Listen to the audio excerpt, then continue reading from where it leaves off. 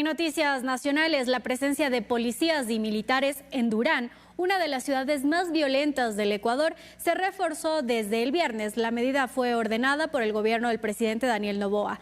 Tras 24 horas de intervención, no se han reportado ninguna muerte violenta en ese cantón.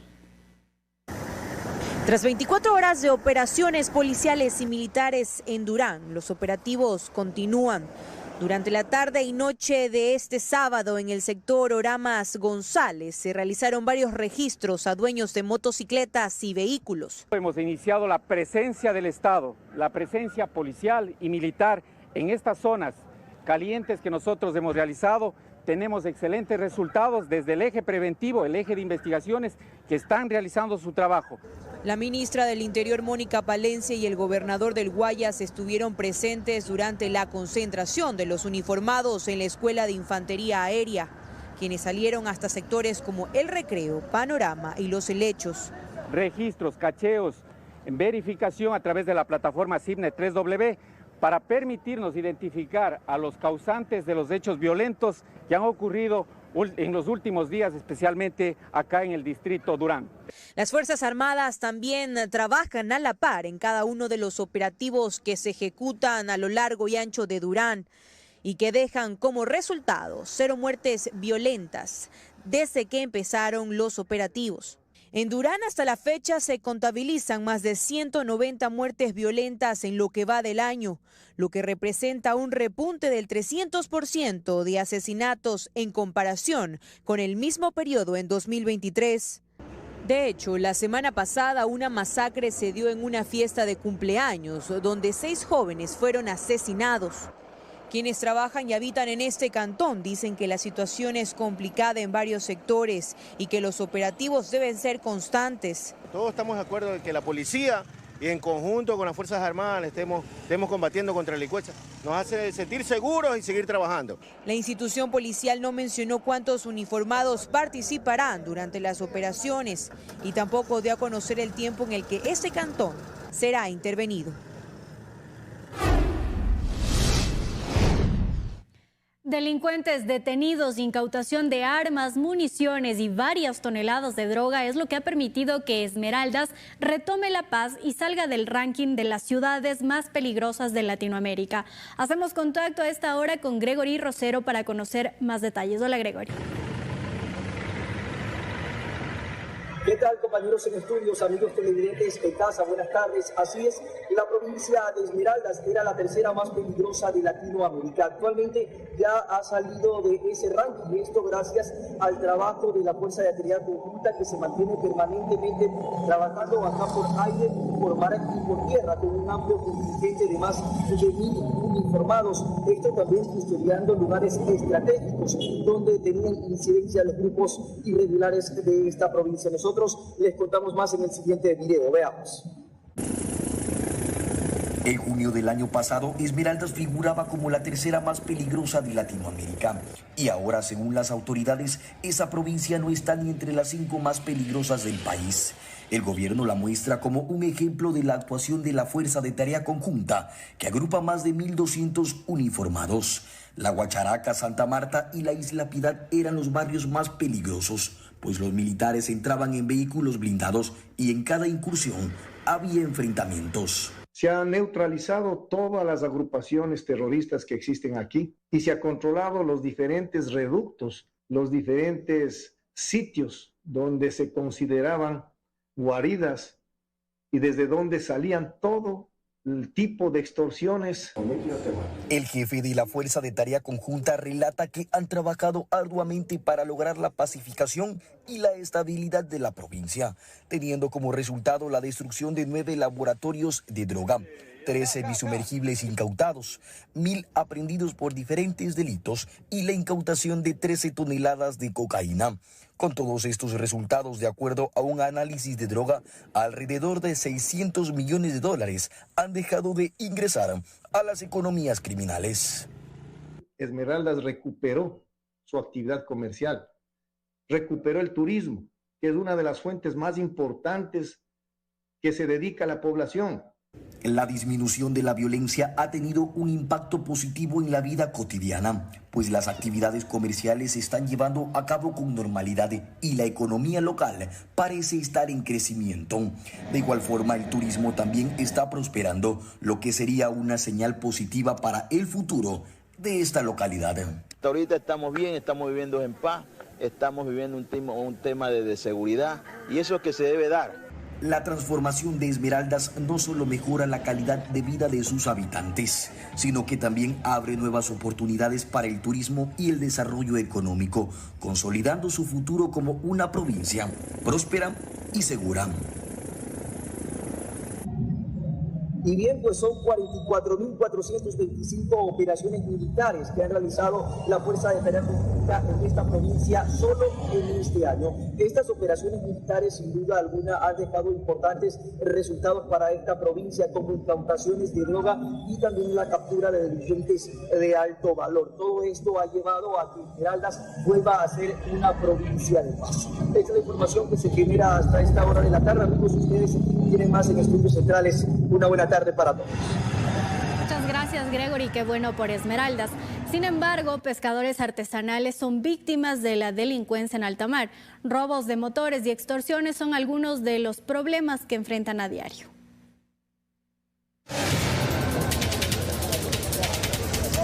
Andamos con miedo, salimos con miedo y pidiéndole solamente a Dios que nos traiga con felicidad. Nos roban, nos secuestran, nos vacunan. Este es el sentimiento que tienen más de 100 pescadores artesanales al momento de ir a trabajar en alta mar en la comuna Palmar.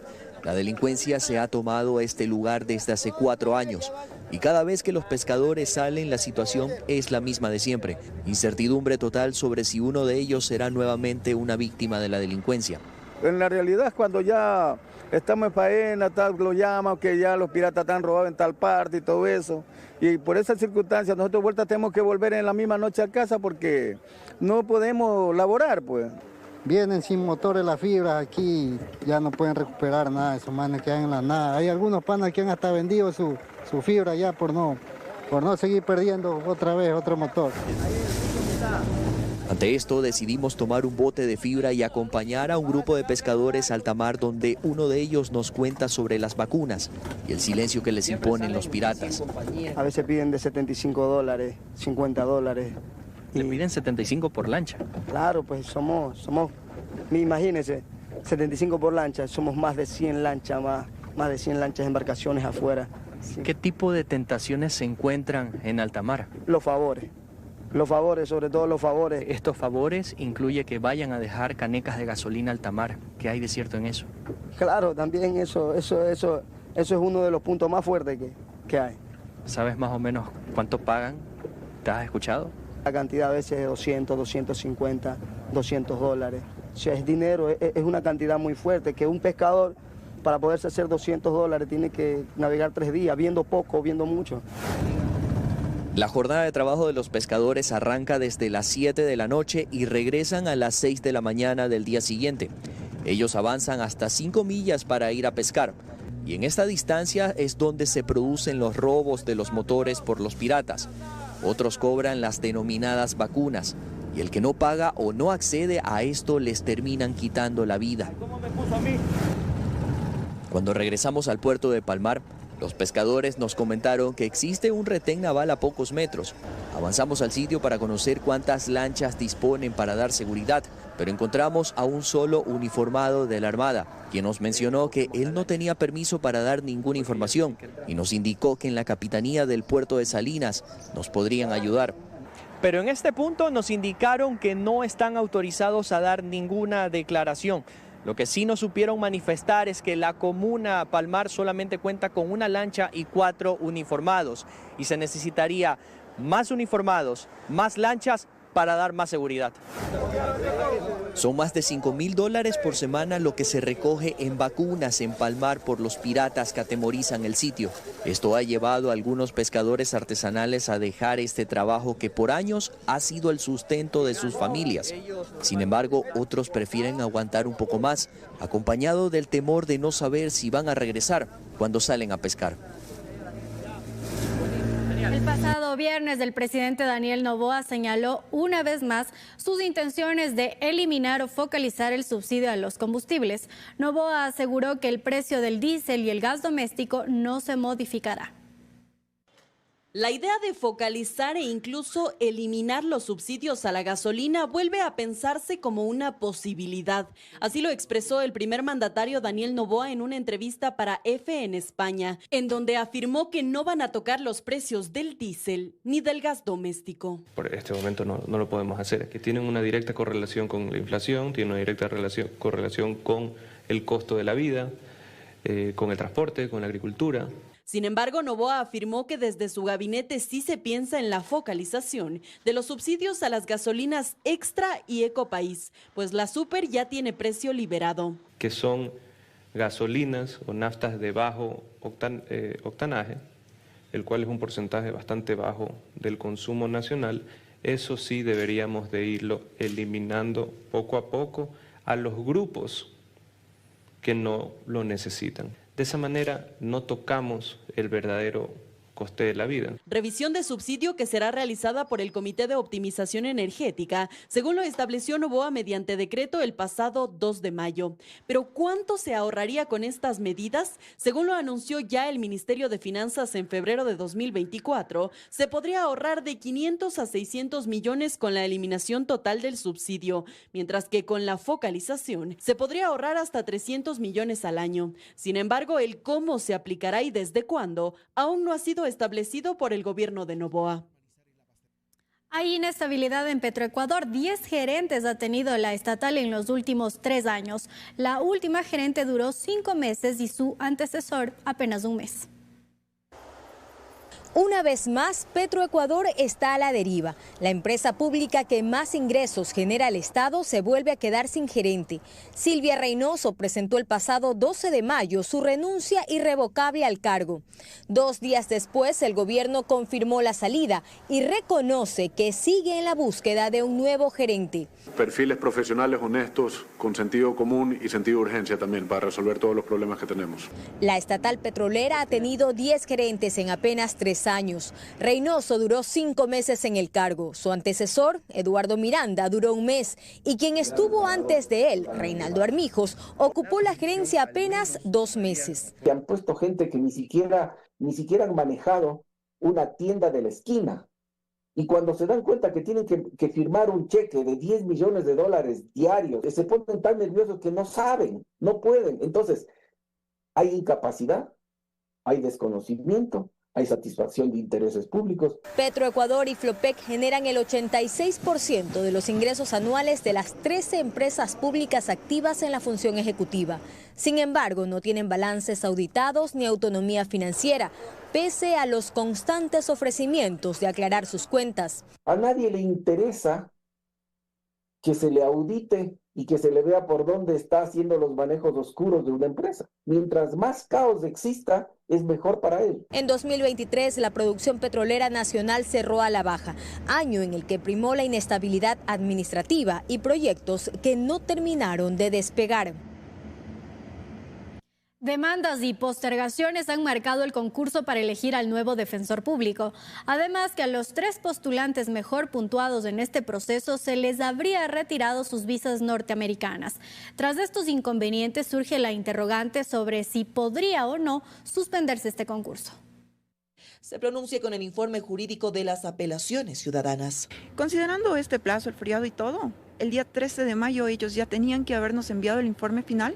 Obedeciendo a lo que estipula el reglamento, el día 14 de mayo nosotros teníamos que haber ya proclamado resultados. Hasta el momento el cargo de defensor público se debate entre 3 candidatos mejor puntuados que son Rodrigo Frías con 96,46 puntos, Byron Guillén con 86,46 puntos y Jorge Ballesteros con 80,07 puntos. Personas que al igual que el concurso han sido señalados por aparentemente estar envueltos en casos de irregularidades.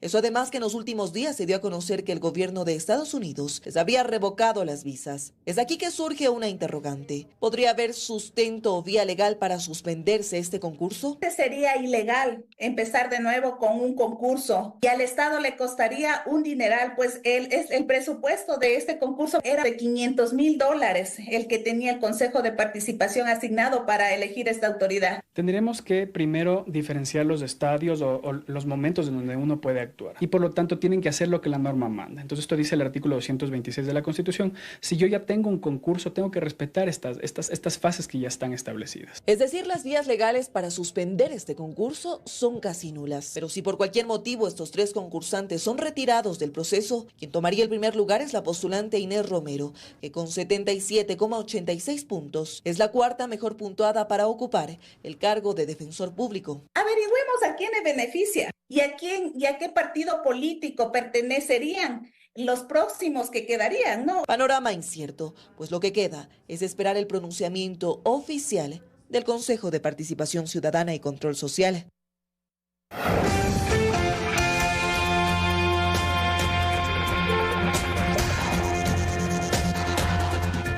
Revisando más noticias, la repotenciación del parque térmico, la construcción de otro parque eólico y la ampliación de la generación solar son los proyectos que se podrían haber realizado en el país con los $588 millones que durante 5 años fueron destinados a contratos colectivos de CNEL. Expertos energéticos aseguran que Ecuador no estaría atravesando por una crisis en el sector eléctrico si hubiese existido más inversión en este sector estratégico. Iván Endara, experto energético, destaca que si se hubiesen destinado $294 millones para la repotenciación del parque térmico de Ecuador, actualmente este parque estaría funcionando al 100%. Obviamente, teniendo en cuenta que hay ciertos elementos que, pues bueno, ya hasta el ministro lo ha dicho, que son absolutamente obsoletos. La construcción de otro parque eólico en el país también es otra de las obras que se hubiesen podido ejecutar con el dinero destinado a los contratos colectivos. Por ejemplo, el parque Huascachaca, en el cual se invirtieron $90 millones y tenemos 50 megavatios de generación renovable, que es la generación eólica. La ampliación de la generación fotovoltaica también hubiera sido posible. Los paneles solares deben estar ubicados principalmente en zonas donde el sol pegue la mayoría del año. Podrían ser partes por Ibarra, por el norte de Quito, por Latacún incluso. Y es así como estas obras habrían contribuido a mermar la crisis energética por la que hoy atraviesa Ecuador. Los contratos colectivos y los sueldos elevados que oscilan entre los $8 y $13,000 mensuales persisten en CNEL. El gobierno denuncia que continúan las irregularidades en esta empresa pública. Salen a la luz más causas de la crisis energética por la que atraviesa el país. A la falta de repotenciación del parque eléctrico se suman los sueldos dorados en la Corporación Nacional de Electricidad. Y la persona que más gana en CNEL está justamente en el Departamento de Servicio al Cliente con un sueldo de cerca de $13.500, sí, mensualmente. Pero hay más. Teleamazonas tuvo acceso a este listado del personal de CNEL que recibe beneficios de contratación colectiva. Lo conforman más de 6,000 empleados. Aquí se puede observar que además del sueldo, tienen otros ingresos como el subsidio de antigüedad y el subsidio familiar. En CNEL Guayaquil, un líder de ingeniería y construcciones tiene un sueldo de $5,200 mensuales, un subsidio de antigüedad de $6,800 y más los otros beneficios, recibe un total de $12,000 mensuales. Un profesional de mantenimiento de subestaciones y subtransmisión tiene un sueldo de $4,300, un subsidio de antigüedad de $5,600 y más los otros beneficios. Este trabajador recibe más de $10,000 mensuales, mientras que un profesional de servicios logísticos y generales gana $8,700, incluidos todos los beneficios del contrato colectivo. Es una salvajada. Desde el gobierno también se denunció que al menos 3.000 empleados de la Corporación Nacional de Electricidad reciben más del 100% de su remuneración. Quiere decir que el que gana $1.000 recibe entre $1.500 y $2.000. Estamos haciendo trabajo coordinado con la ministra de Trabajo, justamente en el marco de revisar este tipo de contratos. En abril del 2024, el Estado pagó más de 14 millones de dólares en sueldos al personal de CNEL, que recibe beneficios del contrato colectivo, mientras que entre 2018 y 2023 el Estado ha pagado 588 millones de dólares, monto que hubiese servido para la instalación de nueva generación eléctrica en el país. La Sociedad Ecuatoriana de Endocrinología y pacientes diagnosticados con diabetes solicitan al gobierno que tome medidas urgentes ante la escasez de insulina. Desde el Ministerio de Salud afirman que la problemática ocurre debido a la reducción en la oferta mundial de este fármaco. Dicen que la diabetes no define quiénes somos, sino cómo elegimos vivir con ella. Sin embargo, para poder sobrellevar esta crítica enfermedad, además de ser positivo, se necesita este medicamento, la insulina. Él, por ejemplo, es Alejandro. Tiene 18 años y a los 12 fue diagnosticado con esta enfermedad. Diabetes tipo 1, es decir, la afectación más crónica. Y está preocupado, pues cuando acudió a la farmacia, solo le vendieron un fármaco. Claro, dicen que no podemos facturar a la misma persona 2 frascos de insulina, entonces un frasco prácticamente nos arrebataron de las manos y solo pude conseguir un frasco en esta semana de insulina, y siendo un medicamento esencial para mi día a día de la enfermedad. Una historia que constantemente se repite en miles de pacientes. Si no consigo en el IES, tengo que buscar la forma de comprarla particular. Ahorita ha llegado una situación de ya no hay en la ciudad donde yo vivo. Tengo que buscar ciudades cercanas, de farmacia en farmacia, y conseguirla a elevados precios. En los hospitales puede haber un solo tipo de insulina, pero ya en el mercado para adquirir no hay. Las alarmas crecieron con este comunicado. Aquí la Sociedad Ecuatoriana de Endocrinología da a conocer una aparente crisis por la escasez de insulina que pone en riesgo la salud de miles de pacientes en el país y que necesitan soluciones inmediatas. Desabastecimiento que se estaría evidenciando sobre todo en boticas y farmacias del sector privado. El director de abastecimiento del Ministerio de Salud Pública afirma que este inconveniente se está generando por una aparente reducción en la oferta mundial de insulina. A nivel mundial, a partir de la pandemia, hemos tenido muchos inconvenientes para abastecimiento, no solamente de este medicamento, sino de varios. La producción de materias primas para poder hacer ciertos medicamentos o que formen parte en la composición de estos medicamentos afecta sustancialmente a los fabricantes. Este medicamento no se produce aquí en Ecuador, se importa, como ustedes pueden observar, tiene altos estándares de calidad. Y aclara que los hospitales del Ministerio de Salud están 100% abastecidos con este fármaco. Para solventar la crisis externa, por ahora, intentan trabajar en mesas de diálogos. He hecho mesas de trabajo con el ARSA para poder verificar los registros sanitarios que están actualmente vigentes y en base a eso poder hacer conversaciones de las importaciones que se están previendo hacer por la parte privada. Sin embargo, ese es un tema que también se tiene que considerar y no indicar abiertamente que hay desabastecimiento de insulina. De hecho, en las últimas horas al país llegaron más de 200.000 dosis de insulina desde Dinamarca para así continuar abasteciendo los centros de salud pública. Durante su año de actividad rural, algunos médicos pagan hasta $400 a extorsionadores. Este modus operandi es cada vez más frecuente y ya deja a un médico asesinado en el cantón El Empalme, en la provincia del Guayas. Todos mis compañeros, tener que estudiar tanto para luego ser vacunados. Realmente no hay una seguridad para los médicos. Consternados y con miedo es el sentir de los estudiantes de medicina de la Universidad de Guayaquil, hoy representados en las voces de Gabriela Montero y Juan Pablo Pérez, delegada estudiantil y presidente de la Asociación de Estudiantes de esta facultad, quienes, tras el caso del médico asesinado a tiros en El Empalme por evadir a delincuentes, aseguran que este es un lamentable suceso que destapa una dura realidad, las extorsiones por las que pasa un médico rural, con un sueldo que puede llegar a los $1.500, de los cuales se debe salir el pago de las vacunas.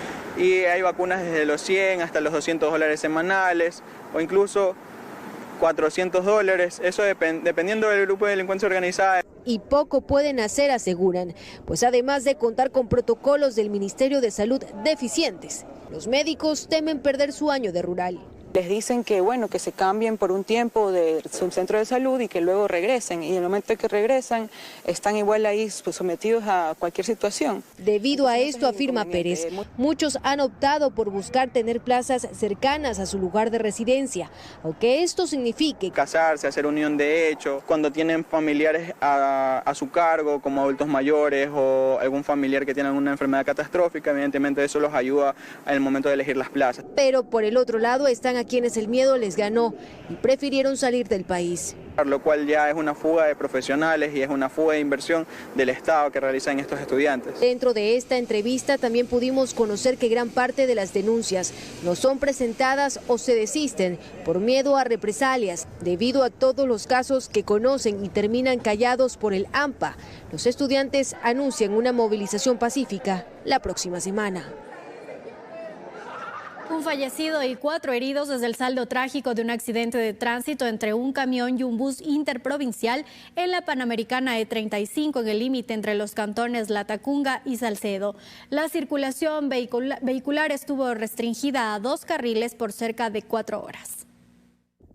El conductor de un camión falleció luego del impacto contra un bus interprovincial en el sector de Salache en la Panamericana E35, límite entre los cantones de Latacunga y Salcedo en la provincia de Cotopaxi. Un accidente de tránsito donde están involucrados un bus y un camión. Lamentablemente el conductor del camión blanco está ya sin signos vitales. Estamos esperando a medicina legal para continuar con el trabajo, ya que tenemos una persona de sexo masculino, aparentemente de unos 60 a 50 años de edad, que está atrapado ahí entre los fierros. El bus interprovincial cubría la ruta Ambato-Quito. Los pasajeros fueron evacuados por las ventanas. 4 de ellos resultaron heridos. 2 de ellos fueron trasladados a una casa de salud y 2 fueron dados de alta en el mismo lugar. En el primer caso, para liberar a las personas que quedaron atrapadas en el bus, utilizamos lo que es el equipo de extricación. La Panamericana E35 es una carretera de alto tráfico. Personal especializado del CIAD, de Tránsito y Medicina Legal tomaron procedimiento de ley para determinar las causas del siniestro de tránsito. Es una carretera de alta velocidad, alto flujo de vehículos. La recomendación que siempre se da a los transeúntes, a los conductores, manejar a la defensiva con precaución y cumpliendo las normas que emite la ley de tránsito. 2 carriles de circulación estuvieron cerrados al tráfico vehicular por cerca de 4 horas. La Policía Nacional encontró 4 kilos de droga en poder de un funcionario de la Fuerza Aérea Ecuatoriana, quien se movilizaba en una unidad de transporte público. Aparentemente la droga iba a ser comercializada en el mercado internacional. Se trata de este bus interprovincial. Fue aquí en donde uniformados del Grupo Especial Móvil Antinarcóticos GEMA hallaron debajo de los asientos 4 kilos de cocaína, los mismos que habrían estado envueltos en estas fundas plásticas. Al tomar los datos del pasajero que los transportaba, esta fue su sorpresa.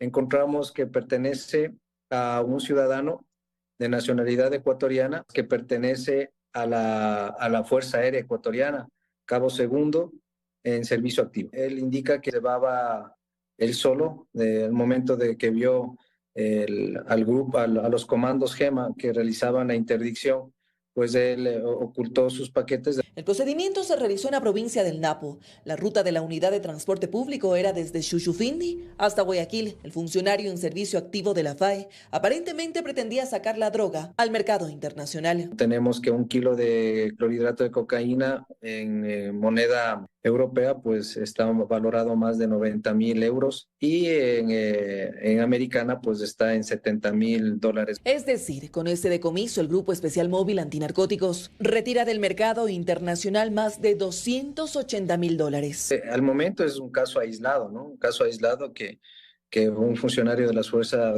Fuerza Aérea en servicio activo pues lo hayamos detenido de esta forma. En lo que va del año, esta unidad ha decomisado más de 5 toneladas de droga, dejando alrededor de 70 detenidos.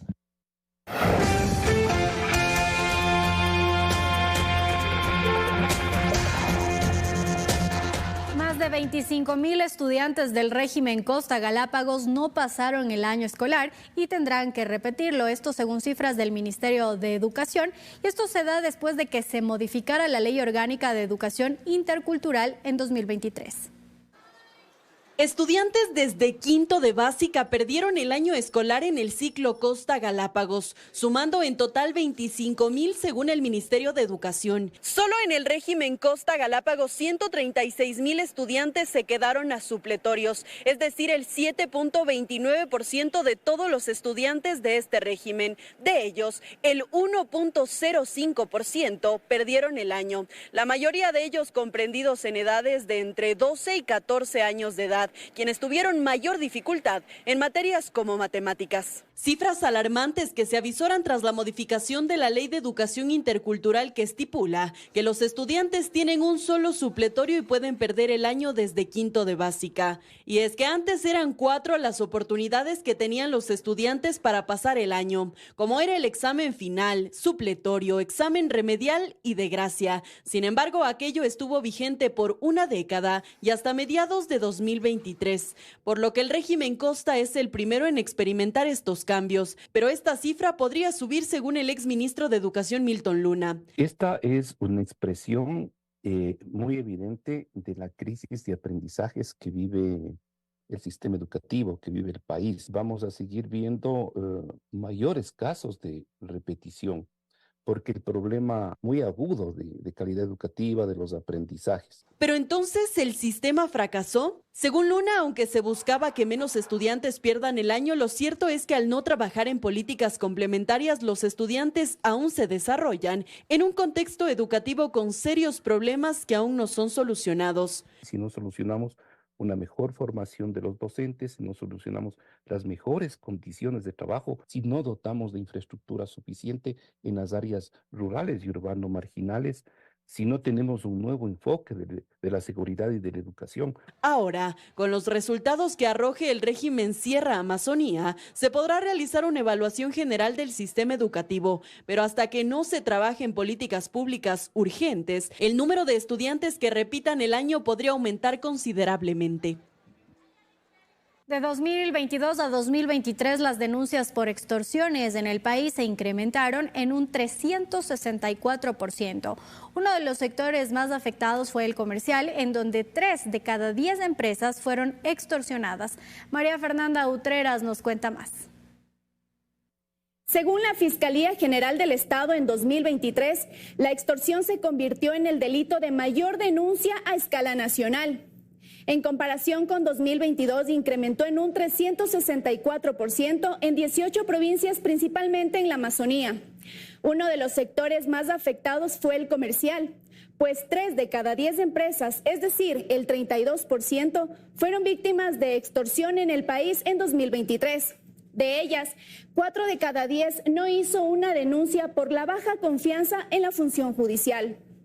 A estas cifras reveladas por el Observatorio Ecuatoriano de Crimen Organizado, se suma que el 75% de las víctimas denunció haber sido extorsionada más de una vez, principalmente por 2 métodos: llamadas telefónicas y medios electrónicos. Mientras tanto, la promesa u oferta de protección a cambio de dinero se concentra en las empresas medianas en un 83%.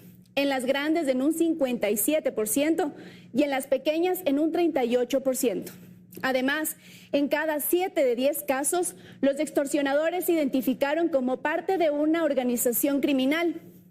Pero esto no es todo. 1 de cada 10 empresas, principalmente pequeñas, han reconocido que los grupos delincuenciales incluso cuentan con niveles similares de autoridad que los gobiernos locales. Los ecuatorianos constan entre los principales compradores de inmuebles en Miami. La ubicación es uno de los atractivos a la hora de adquirir departamentos que están valorados desde los $600,000. Años atrás, los venezolanos eran los que encabezaban la lista de compradores de viviendas en Miami. Ahora son los ecuatorianos los que están dentro del top 10 de los compradores internacionales de inmuebles en esta ciudad de Estados Unidos. De hecho, Ecuador se encuentra en el puesto número 8 por debajo de Perú. Sectores como Brickell, Downtown y Coral Gables son algunos de los más cotizados por compradores ecuatorianos, aseguran agentes inmobiliarios. En estas zonas, el departamento más económico bordea a los $600,000, siempre y cuando el proyecto esté en preconstrucción. Más o menos de un estudio y one bedroom en las zonas de Miami están fluctuando entre los 500, 600, 700. Ya te subes a un cuarto, ya se acerca al millón, 2 cuartos ya pasa el millón.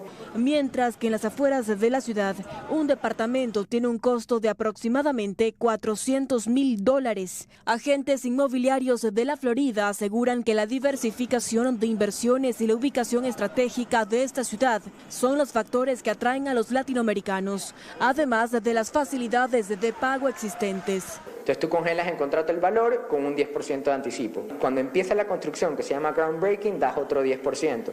Cuando llegas al top out, que es cuando ya la construcción llega, toda la construcción gris al tope, se da otro 10, 20%. Hasta ahí has completado un 40, 50, 60% de los pagos. El otro 50% del valor del inmueble puede ser financiado con un banco. La mayoría de departamentos adquiridos por ecuatorianos son destinados para vacacionar o ponerlos en alquiler, asegura el arquitecto Ronald Torres. Estos ecuatorianos que compran estas propiedades, uno, tienen visa americana, tienen residencia americana, tienen hijos que van a estudiar en los Estados Unidos y 3, obviamente, parte también al tema migratorio. Acotando que la mayoría de ecuatorianos que adquieren estos inmuebles son de clase media y alta.